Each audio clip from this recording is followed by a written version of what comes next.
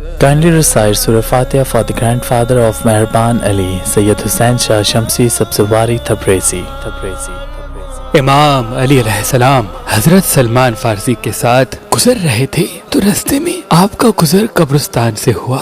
چلتے چلتے ایک قبر کے قریب پہنچے تو امام علی علیہ السلام رک گئے۔ سلمان فارسی دست ادب کو جوڑ کے عرض کرنے لگے، یا علی، آپ اس قبر کو ایسے کیوں دیکھ رہے ہیں؟ امام علی علیہ السلام نے فرمایا، اے سلمان، یہ اس بندے کی قبر ہے جو ہمارے پیچھے نماز پڑھا کرتا تھا، رمضان کے پورے روزے رکھا کرتا تھا، اللہ کے لیے زکوٰۃ دیتا تھا، لیکن اس کی قبر کے اندر کا منظر دیکھو گے۔ جیسے ہی امام علی علیہ السلام نے حضرت سلمان کی آنکھوں پہ ہاتھ پھیرا، اب جو سلمان قبر کو دیکھیں تو قبر کے اندر آگ لگی ہوئی ہے اور وہ بندہ دوزخ کی آگ میں تڑپ رہا ہے۔ حضرت سلمان تعجب سے پوچھتے ہیں، یا علی، یہ تو بہت نیک بندہ تھا، اس کا ایسا حشر کیوں ہو رہا ہے؟ امام علی علیہ السلام نے فرمایا، اس قبر پہ لکھا ہوا ہے کہ یہ اپنی ماں کا نافرمان تھا۔ پھر امام علی علیہ السلام اور جناب سلمان اس بندے کے گھر گئے تو دیکھا ایک بوڑھی عورت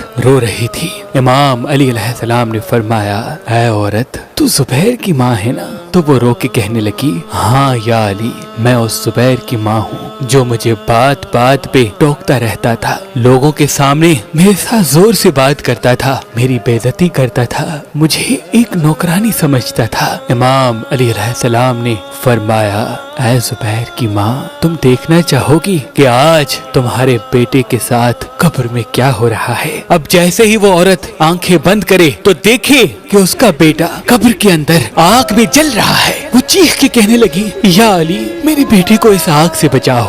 امام علی علیہ السلام نے فرمایا، اللہ نے اس کی تمام نیکیوں کو اس کے منہ پہ دے مارا اور یہ فرمایا کہ قیامت تک یہ ایسے ہی آگ میں جلتا رہے گا اور قیامت کے بعد بھی یہ دوزخ میں جلتا رہے گا، کیونکہ اللہ ایسے انسان کی کوئی نیکی قبول نہیں کرتا جو اپنے ماں کی عزت نہیں کرتے، ماں کے نافرمان ہوتے ہیں۔ وہ ماں رو رو کے کہنے لگی، یا علی، میں اپنے بیٹے کو معاف کرتی ہوں، مجھے اپنے بیٹے سے کوئی شکایت نہیں، اللہ سے دعا کرتی ہوں کہ اللہ میرے بیٹے کی قبر سے اس عذاب کو ختم کرے۔